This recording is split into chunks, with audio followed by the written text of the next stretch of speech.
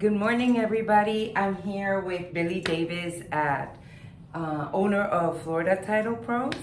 We are here because we're going to talk about probate. We want to know what probate is, how it affects our buying process if we're going to buy, and how can we get around it. So, hi, Billy. Hello. Thank you. Thank you for being here with me. You're welcome. Okay. So, can you tell me a little bit about what is probate? And just what it is. What is probate? Well, probate is a legal proceeding that needs to take place should someone pass away. Okay. So if someone passes away without a will or with a will, Okay. then a probate proceeding will determine if the will is valid or it's not valid. If there's not a will, then the probate case or the judge will determine who the rightful heirs to that estate is. Okay. So having a will does not mean that you don't have to go to probate? No, you have a will, you still have to do the process of the legal channels. So what you would need to do is, if you have a will, you need to find an attorney that can file the probate case for you, because each case is different. Okay. So pretty much our talk today is just going to be as general information, no legal advice is given. Correct. Of course. Because everyone's case is different. Everyone should speak to their attorney separately to figure out what legal channels are best for them. However, the general conception of this is basically, if someone passes away and they have a will, and that doesn't mean that that property conveys over to that person automatically. Okay. There's another scenario where if title was taken in a certain manner, as joint tenants with full right of survivorship, as husband and wife. Those are all different questions that you want to ask your attorney if, a probate would even be necessary. But no, if you have a will in your possession, that does not mean that all that property goes to you right then.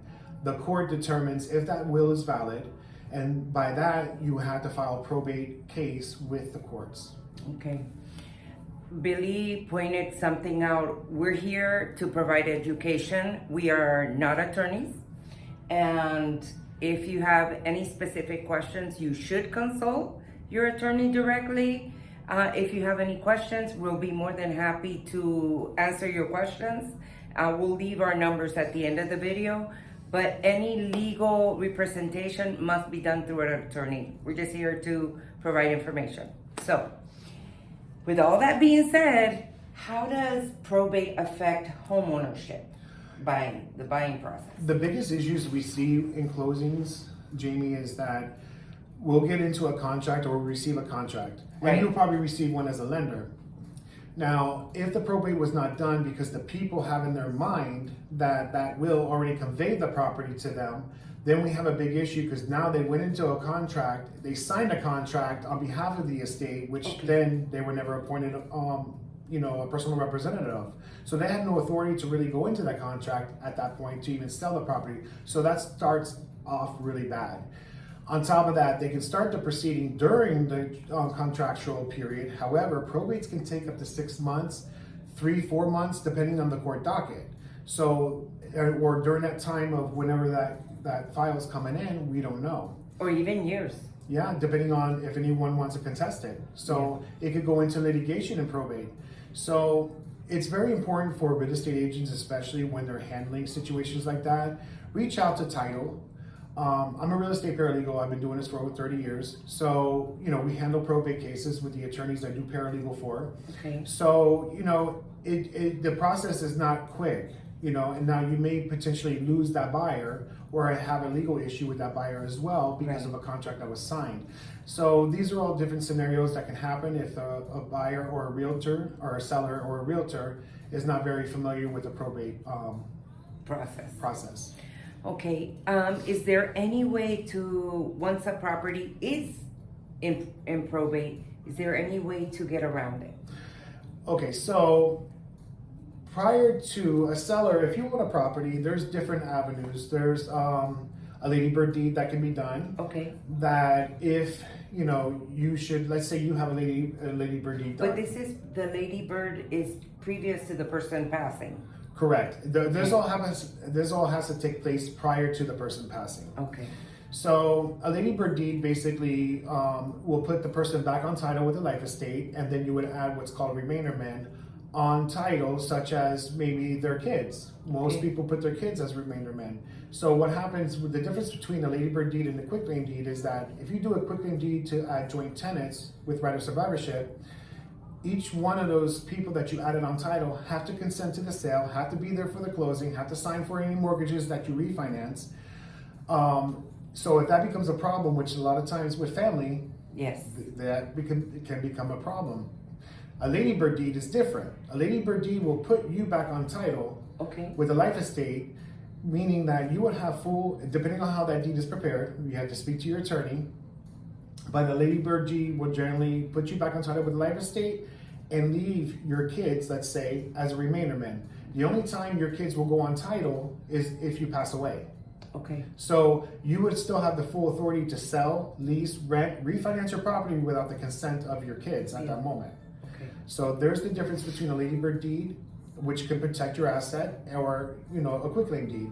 Either way, you can protect your properties by doing either or.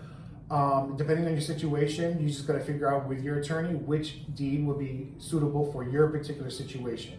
That's phenomenal. I would love to do a video on just that, the Lady Bird deed and the warranty deed, the difference.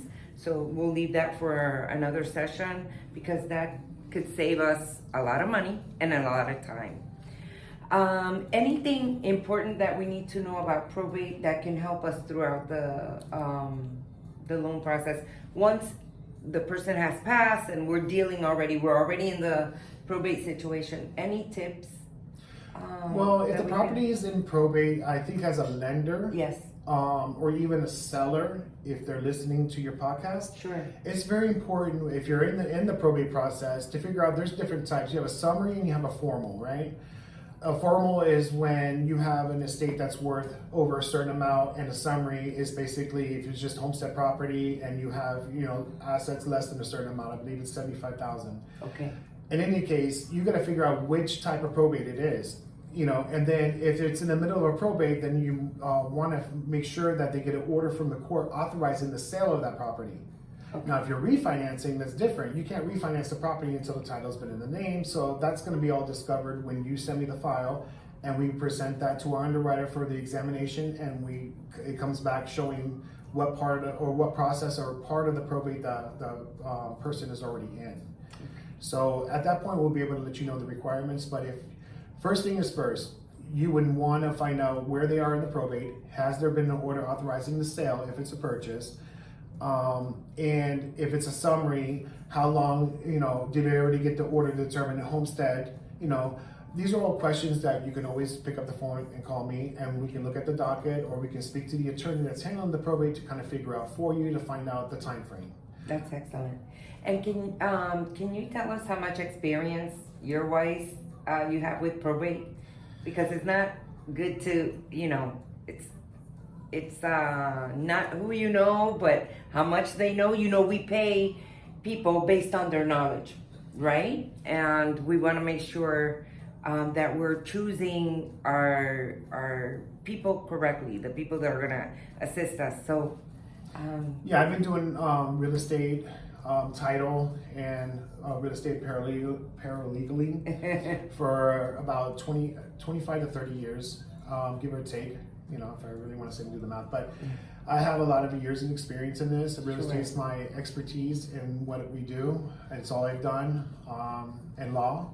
So, you do want to go with an experienced attorney whose practice is primarily probate or has extensive knowledge, or asset protection, trust, and all that stuff. You want to find an attorney that handles that so it's done properly. Excellent. So I'm sure people have a lot of questions. Where can they reach you at? They can reach me at my office. My phone number is 407-536-5455. Like I mentioned earlier, I paralegal for about 4 attorneys. We do handle probate matters. And litigation matters, tenant landlord. So we have a very good variety of law that we can, if not, we can refer people out to different attorneys that we know have the experience to take care of them. That's fantastic. And you only practice in Florida? Correct. All of Florida. So if you're in Miami, if you're in Tallahassee, he can assist. My name is Jamie Torres. If you need a mortgage loan, if you're buying, refinancing, or want to sell, you can reach me at 407-244-4915. We're here to help. We're here to assist. And we pray you have a great day. Thank you. Thank you.